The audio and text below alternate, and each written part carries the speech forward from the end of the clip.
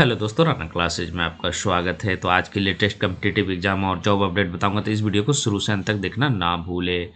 तो क्या है, सबसे पहले बीएसएससी इंटर लेवल काउंसिल, बहुत सारे लोग पूछ रहे क्या अपडेट है, कितने लोग पकड़ा है, कितने परसेंट, तो कुछ दिया हुआ आज के दैनिक जागरण में आप पढ़ सकते हैं।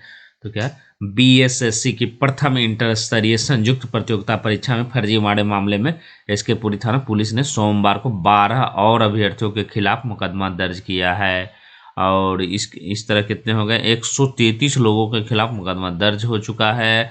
अभ्यर्थियों के खिलाफ फर्जीवाड़े की आशंका के तहत मुकदमा हुआ है। बॉन्ड भरवाकर आरोपित अभ्यर्थियों को फिलहाल छोड़ दिया गया है। थानेदार इसके सिंह ने बताया अभी 4 दिन और काउंसलिंग होगी, उसके बाद दर्ज मामले की पुलिस भी छानबीन करेगी। तो मतलब अब क्या होगा कि ठीक है, आपने अगर फर्जीवाड़ा किया है तो कौन लोग बैठे थे, मान लीजिए किसके बदले, आपके बदले कौन सा परीक्षा दिया था, ये सब भी जांच होगी। तो और अब जो जो सही कैंडिडेट हैं वो क्या, क्योंकि अभी आपको हो सकता है अभी और मौका मिले। और आपने आवेदन है जो कि जो लोग को लगता है कि मैं सही हूँ और किसी कारणवश नहीं मिल पाया हो, मिसमैच हो गया हो बायोमेट्रिक में, तो वो आगे बढ़ सकते हैं।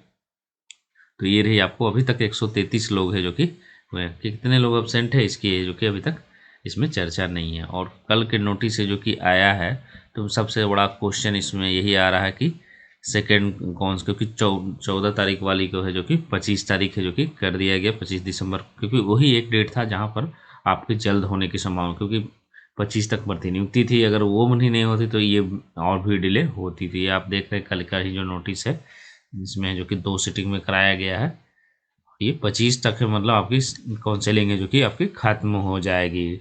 तो आते हैं कुछ क्वेश्चन लेते हैं बीएसएससी इंटर लेवल काउंसलिंग से ही संबंधित कि क्या क्या है।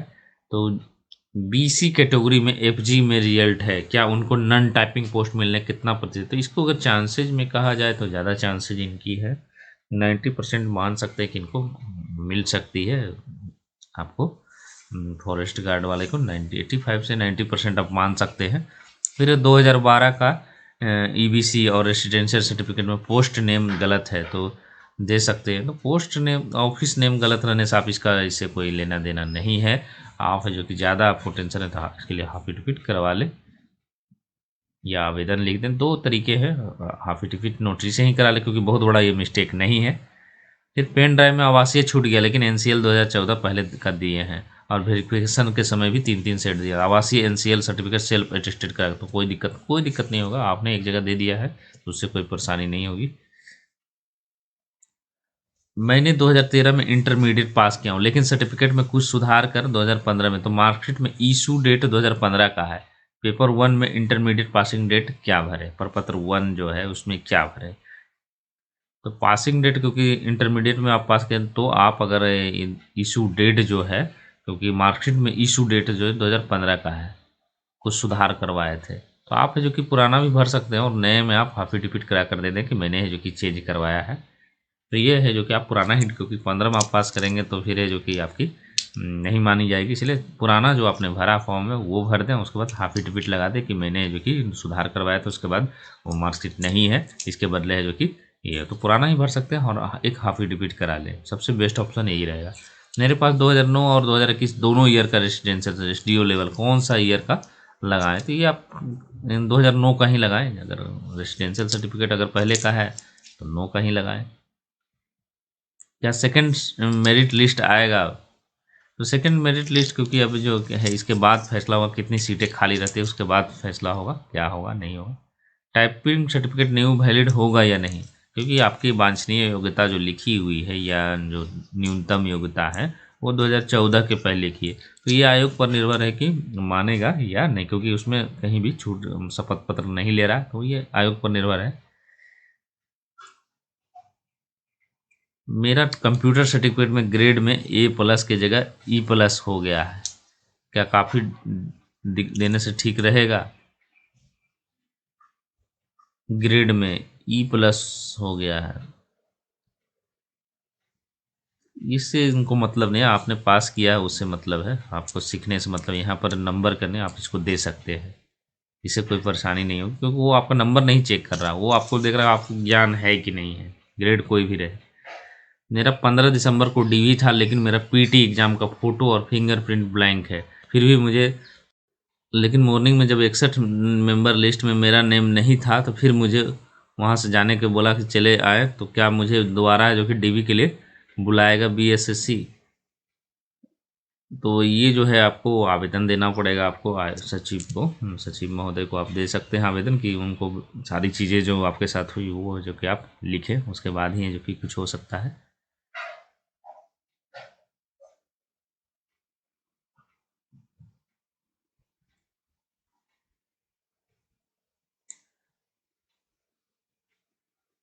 हमारा एज गलत काउंट हो गया है प्रपत्र 1 में, तो मैंने आपको पहले ही कहा था कि आप एज कैलकुलेशन है जो कि बाद में घर के अंदर ही कर ले। अगर आपको डाउट है तो किसी से जानकार से पूछ ले, हालांकि ये कोई मैटर नहीं है आपका, ये चेक हो जाएगा, इससे परेशान होने की ज़रूरत नहीं है। सर हम कंप्यूटर संचालन और कंप्यूटर दस्ता में ही यस किए थे, टाइपिंग और रनिंग नो किया, तो कंप्यूटर से संबंधित कोई सर्टिफिकेट नहीं है, तो कोई दिक्कत। कंप्यूटर से संबंधित अगर आपके पास सर्टिफिकेट नहीं, तो जो पोस्ट कंप्यूटर संचालन के लिए नहीं मांग रहा, कंप्यूटर दस्ता के लिए मांग रहा था रेमएस ऑफिस के लिए, तो संचालन वाले में आपका चल जाएगा, नहीं भी रहने का। संचालन का मतलब होता है चलाने के लिए सर। जाति ईवीसी 12 का है, पर नन क्रीमिलियर न्यू वाला है, जाति भी न्यू वाला है, तो कौन सा दें। तो जाति जो है आप में आप उसमें एनसीएल में कोई भरना जरूरी नहीं है जाति, लेकिन जाति अगर भरने का इच्छा है तो 2012 का भर दें और न्यू एनसीएल भर दे, यही बेस्ट ऑप्शन रहेगा। मैं डीसीए में पहले यस किया था, डीसीए के कॉलम में डीसीए का भरूंगा, क्या कंप्यूटर दस्ता कॉलम में भी डीसीए वाला ही सेम भर दें। हाँ ये कर सकते हैं, क्योंकि आपके पास अलग डिग्री तो है नहीं, तो वही सेम दे सकते हैं दोनों में। मेरा काउंसलिंग 22 को है, मेरा पीटी फॉर्म में मैट्रिक का मार्क्स गलत भरा गया है, तो एफिडेविट कौन सा, नोटरी वाला या मजिस्ट्रेट वाला। अगर मजिस्ट्रेट वाला आपके पास समय है तो आप बनवा सकते हैं, नहीं समय है नहीं बन सकता तो आप नोटरी वाला ही दे। अदर स्टेट वाले को भी रेसिडेंशियल देना होगा तो देना होगा, क्योंकि आप कहीं के भी रहे आपको रेसिडेंशियल सर्टिफिकेट सभी के लिए अनिवार्य है। एडीसीए वैलिड है या नहीं, और दोनों में क्या भरेंगे, तो एडीसीए कम से कम उसमें तो ज़रूर भर सकते हैं, कंप्यूटर दस्ता वाले में ज़रूर भरते। मेरा फॉर्म भरने 12th का पासिंग डेट रॉन्ग हो गया है और डीवी भी हो गया है। 15 को मेरे पास 2014 का फॉर्म भरा हुआ भी नहीं है, मतलब 12th का पासिंग डेट रॉन्ग हो गया। और आपने अगर एफिडेविट दिया वो ठीक है, नहीं दिया है तो फिर है जो कि आपको उससे कोई हो सकता है रिमार्क्स में आपके कुछ लेटर आए या नहीं तो मान लिया जाएगा।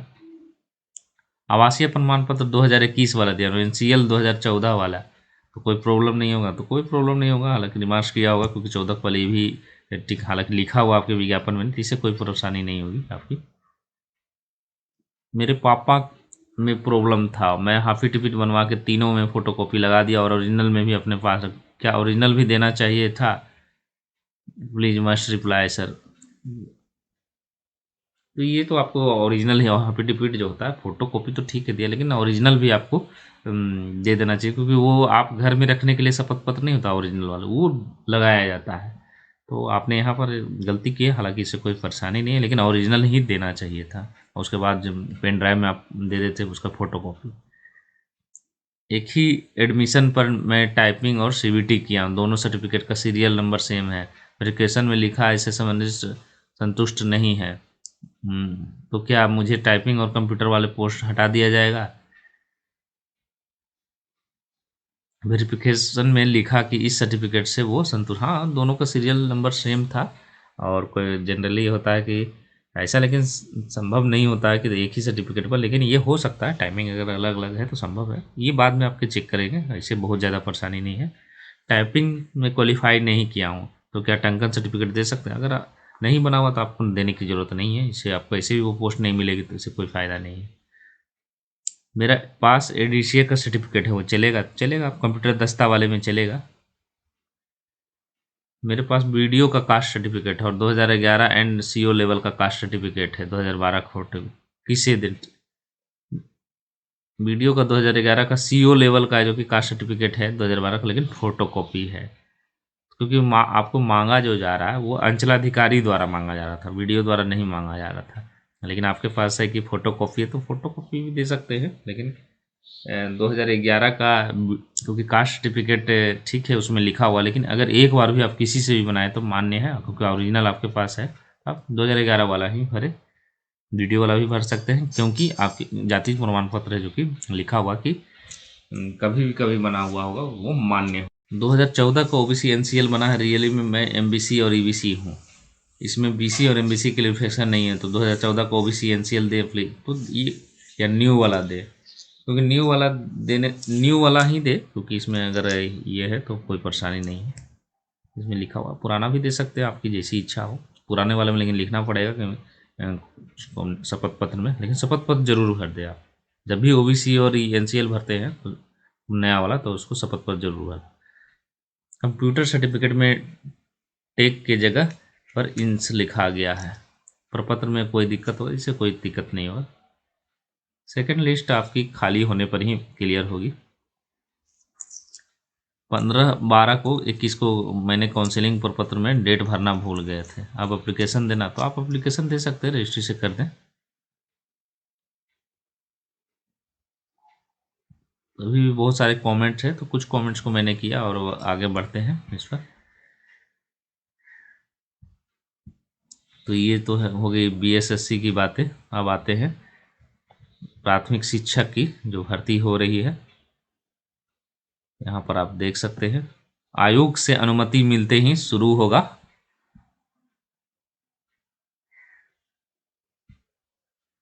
ये जो बहाली है आपकी, ये शुरू होगी।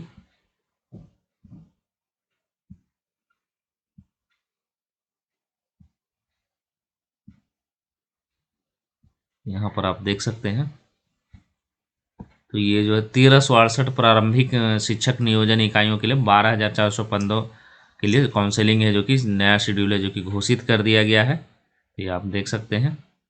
और ये जो है आपको शेड्यूल किस प्रकार है, नगर नियोजन इकाई में 17 जनवरी को जिला मुख्यालय में सामाजिक विज्ञान के लिए होगा, उसी तरह प्रखंड नियोजन इकाई के लिए 12 जनवरी को जिला मुख्यालय में होगा, पंचायत नियोजन इकाई में 28 जनवरी को होगा। 10-15 दिनों के अंतराल में काउंसलिंग की घोषणा कर दी है। जिन पंचायत एवं नियोजन की प्रक्रिया वहाँ सफल अभ्यर्थी नियुक्ति पत्र के इंतजार में, और नियुक्ति पत्र कब तक मिलने का आसार है, तो नियुक्ति पत्र है जो कि आपको फरवरी में है जो कि मिलने के आसार हैं। उसके बाद जेपीएससी का आप देख सकते हैं, तो जेपीएससी है जो कि आपको 28 से 30 जनवरी तक होगा, और कहाँ होगा, तो ये रांची के विभिन्न केंद्रों में 2 पालियों में जो कि आयोजित होगा। उसके बाद है राष्ट्रीय स्वास्थ्य मिशन में 2900 पदों पर भर्ती होगी, तो नौकरी तलाश कर रहे लोगों के लिए अच्छी खबर है। स्वास्थ्य विभाग में उन्हें अवसर मिलने जा रहा है। राष्ट्रीय स्वास्थ्य मिशन ने अलग अलग करीब 2900 पदों के लिए आवेदन मांगे हैं।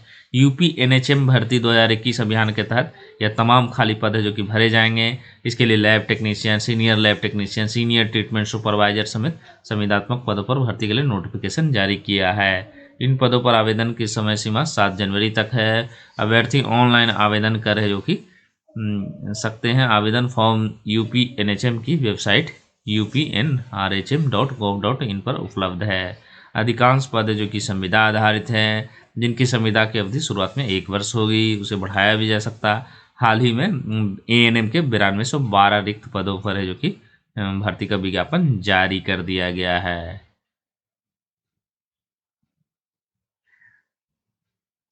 तो ये आपने देखा आज की है जो कि ये खबरें रही मुख्यतः। तो इसी के साथ धन्यवाद।